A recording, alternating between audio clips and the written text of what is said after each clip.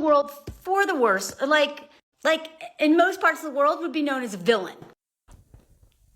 I thought it was interesting how Melanie Hamlett discusses Oppenheimer humanizing a villain.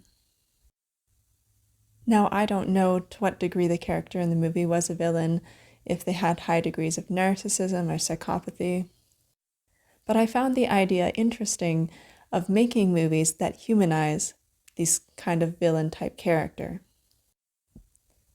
And we know for narcissists that they will use your projection of humanity onto them to manipulate you. They'll say, I'm a victim of society, or I'm a victim of this, and they'll do it to manipulate you. And we tend not to question them. We tend not to question what they're actually saying here. So there's a difference between the true villains and good people cast as villains, which are really the villains trying to manipulate those people for their own benefit. Projecting your humanity onto someone who doesn't have it is very dangerous.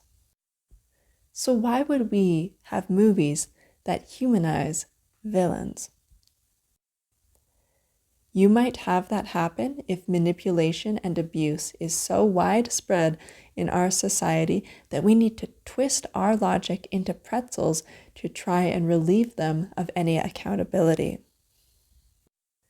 And that is a fawn response. So why do we fawn but not realize that we're doing it? Because if we wake up to the fact that we're fawning, we might wake up to other instances of manipulative behavior and call them out and upset the dynamics of the power structures that are taking advantage of us in our lives.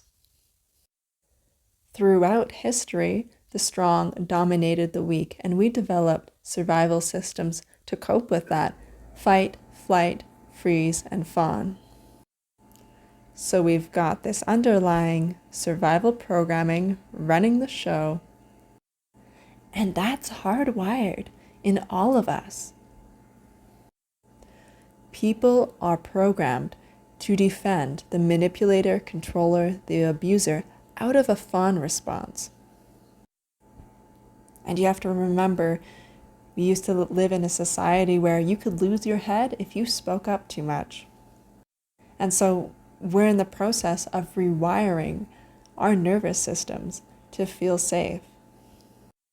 And that's why when you try and call out a narcissist, you're gaslit so bad. People don't want to see it because it could mean danger for them. So that wraps up this series, and I discussed the narcissistic underpinnings of society and how that ties into why self-awareness saves lives, and self-awareness is going to help you transcend this programming.